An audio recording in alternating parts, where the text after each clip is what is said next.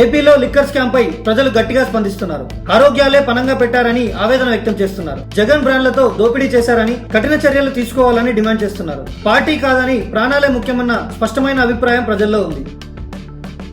IAS అధికారి శ్రీలక్ష్మికి shock.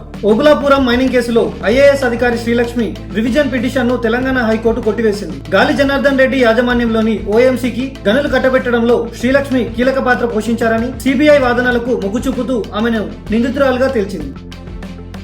Godavari ఉగ్రరూపం. ధవళేశ్వరం 175 గేట్లు ఎత్తివేత. తెలుగు రాష్ట్రాల్లో భారీ వర్షాలు కురుస్తున్నాయి. గోదావరిలో వరద ప్రవాహం పెరగడంతో ధవళేశ్వరం బ్యారేజీ 175 గేట్లు ఎత్తి 2,16,300 క్యూసెక్కుల నీటిని సముద్రంలోకి విడుదల చేశారు. తూర్పు గోదావరి జిల్లాలో లంక గ్రామాలు జలమయమయ్యాయి. లోతట్టు ప్రాంతాల్లోని ప్రజలు అప్రమత్తంగా ఉండాలని సూచన. దోపిడీ batch care of Dubai. Liquor quad scam లో నిందితులు దుబాయ్ లో దాక్కున్నారు. వారిని రక్షించేందుకు పెద్దలు సన్నాహాలు చేసినట్టు సమాచారం. దర్యాప్తు సంస్థలు వారి ఆచూకీ తెలుసుకుని అరెస్టుకు ప్రయత్నాలు చేస్తున్నాయి. పుట్టిన వెంటనే శిశువులకు ఆధార్ కార్డు జారీ చేసేందుకు కేంద్రం కీలక చర్యలు చేపట్టింది. అంగన్వాడీ పిహెచ్సిలో ప్రత్యేక సేవా కేంద్రాలు ఏర్పాటు చేసి అక్కడికక్కడే ఆధార్ జారీ చేస్తారు. ప్రముఖ WWE wrestler Hulk Hogan July 25న అమెరికా ఫ్లోరిడాలో హృదయస్పందన ఆగి మృతి చెందారు. 1953లో జన్మించిన ఆయన 1980లో ప్రపంచవ్యాప్తంగా పేరు పొందారు. 6 సార్లు WWF ఛాంపియన్ గా నిలిచారు. గత అమెరికా ఎన్నికల్లో ట్రంప్ కు మద్దతుగా ప్రచారం చేశారు. వరంగల్ జిల్లాలో రైతు రమేష్ నాయక్ ట్రాన్స్ఫార్మర్ ఏర్పాటు చేయకపోవడంతో పంట వేయలేకపోయానని ఆవేదనలో సబ్స్టేషన్ వద్ద పెట్రోల్ పోసుకొని ఆత్మహత్యాయత్నం చేశాడు. నెల రోజులుగా విద్యుత్ అధికారులు పట్టించుకోలేదని ఆరోపించాడు. ఏపీ తెలంగాణలో నియోజకవర్గాల పునర్విభజనపై దాఖలైన పిటిషన్ ను సుప్రీంకోర్టు కొట్టివేయడంతో రాజకీయ పార్టీలకు షాక్ తగిలింది. కొత్త నియోజకవర్గాలపై ఆశలు పెట్టుకున్న నేతలకు నిరాశ ఎదురైంది. నాయుడుపేటలో బాలభారతి స్కూల్ పేరుతో ఇంటిని బడిగా మార్చి చిన్నారులను ప్రమాదంలోకి నెట్టేశారు. కార్పొరేట్ విద్య పేరుతో నాణ్యత లేని పాఠశాలపై తల్లిదండ్రులు, ప్రజలు ఆవేదన వ్యక్తం చేస్తున్నారు. అధికారులు తక్షణ చర్యలు తీసుకోవాలని డిమాండ్ చేస్తున్నారు. ఏపీ టూరిజం శాఖకు emerging coastal and heritage award దక్కింది. పర్యాటక రంగ అభివృద్ధికి ప్రభుత్వం తీసుకుంటున్న చర్యలతో ఐటీసీటీఏ సంస్థ ఈ అవార్డును ప్రకటించింది. జూలై 26న ఢిల్లీలో అవార్డు అందించారు.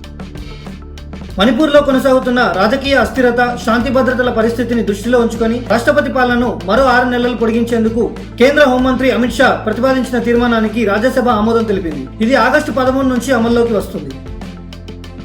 సీఎం రేవంత్ తన భార్య ఫోన్ ట్యాప్ చేశారని బీఆర్ఎస్ నేత ఎమ్మెల్యే కౌశిక్ రెడ్డి సంచలన ఆరోపణలు చేశారు. రేవంత్ బీఆర్ఎస్, బీజేపీ నేతల ఫోన్లు ట్యాప్ చేస్తున్నాడని, ఇతనిపై ఈడీ, సిబిఐ కేసులు నమోదు చేయాలని డిమాండ్ చేశారు.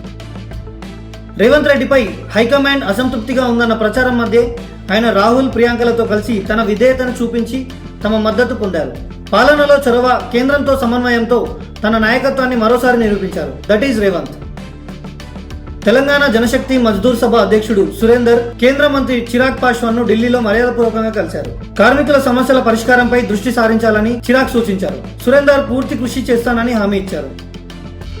చౌటుప్పల్లో జరిగిన ఘోర రోడ్డు ప్రమాదంలో ఇంటెలిజెన్స్ డీఎస్పీలు చక్రధర్ రావు, శాంతారావు మృతి చెందారు. అదుపు తప్పిన కారు డివైడర్ కి ఢీకొట్టి లారీకి ఢీకొంది. అడిషనల్ డీఎస్పీ ప్రసాద్ పరిస్థితి విషమంగా ఉంది. ఆగస్టు 1 నుంచి కొత్త యూపీఐ రూల్స్ అమల్లోకి వస్తున్నాయి. రోజుకు 50 సార్లు బ్యాలెన్స్ చెక్, 25 సార్లు ఖాతా వివరాలు చూసే అవకాశం మాత్రమే ఉంటుంది. ఆటోపేకి ఫిక్స్డ్ టైం స్లాట్స్ అమలు కానున్నాయి. గోవా గవర్నర్ గా ప్రమాణ స్వీకారం చేసిన పూసపాటి అశోక్ గజపతిరాజు కార్యక్రమానికి రాష్ట్ర మంత్రి నారా లోకేష్ హాజరయ్యారు. ఆయన అశోక్ గజపతిరాజును ఘనంగా సత్కరించి శుభాకాంక్షలు తెలిపారు. ఈ వేడుకలో పాల్గొన్న గోవా సీఎం ప్రమోద్ సావంత్ ను కూడా మర్యాదపూర్వకంగా కలిసిన లోకేష్ ఆయనకు అభినందనలు తెలియజేశారు.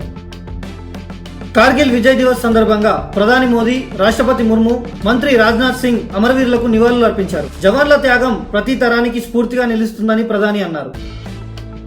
ఏఎన్యూలో నారా రోహిత్ జన్మదిన వేడుకలు ఘనంగా జరిగాయి. కేక్ కట్ చేసి బాలికలకు భోజనం, విద్యార్థులకు దుప్పట్లు, అనాథ వృద్ధులకు సహాయం అందించారు. సినీ నిర్మాత అట్లూరి నారాయణరావు ముఖ్య అతిథిగా పాల్గొన్నారు. కూటమి ప్రభుత్వంలో చురుకుగా పనిచేస్తున్న మంత్రుల్లో టాప్ గా ఐటీ మంత్రి టీజీ భరత్ ను సీఎం చంద్రబాబు ప్రశంసించారు. యువత ప్రోత్సాహంతో ఆయనకు ఐటీ, పరిశ్రమల శాఖలు అప్పగించారు. ఆగస్టు 15 స్వాతంత్ర దినోత్సవ వేడుకలకు ఏపీకి చెందిన 10 మంది సర్పంచులు ప్రత్యేక అతిథులుగా ఎంపికయ్యారు. జీవిత భాగస్వాములతో కలిసి ఢిల్లీలో ప్రభుత్వ ఆధ్వర్యంలో వసతి, రవాణా సౌకర్యాలతో పాల్గొననున్నారు. ఎస్సీ ఎస్టీ చట్టాన్ని వ్యక్తిగత కక్షలు తీర్చుకోవడాని కోసం దుర్వినియోగం చేయొద్దని సుప్రీంకోర్టు స్పష్టం చేసింది. నిజమైన కుల అవమానానికి ఆధారాలు లేకపోతే ప్రాసిక్యూషన్ ను తొలి దశలోనే కొట్టేయాలని సూచించింది. దువ్వ గ్రామ ఘటనపై హైకోర్టు తీర్పును సమర్థించింది. జాగృతి సంస్థ ద్వారా యువనేతలకు శిక్షణ కార్యక్రమాలు ప్రారంభించిన కవిత లీడర్ పేరుతో నాయకత్వంపై అవగాహన కల్పిస్తున్నారు. ఇదే సమయంలో బీఆర్ఎస్ కూడా కౌంటర్ శిక్షణ నిర్వహిస్తూ యువతను తమ వైపు తిప్పుకునే వ్యూహంలో ఉంది. కులగణనతో అన్ని సమస్యలు పరిష్కారం అవుతాయని రాహుల్ గాంధీ అంటున్నప్పటికీ అది ఎలా సాధ్యమవుతుందో స్పష్టత లేదు. ఈ లెక్కల రాజకీయాలు ప్రజల్లో విభజనకే దారితీస్తున్నాయని విమర్శలు వెల్లువెత్తుతున్నాయి.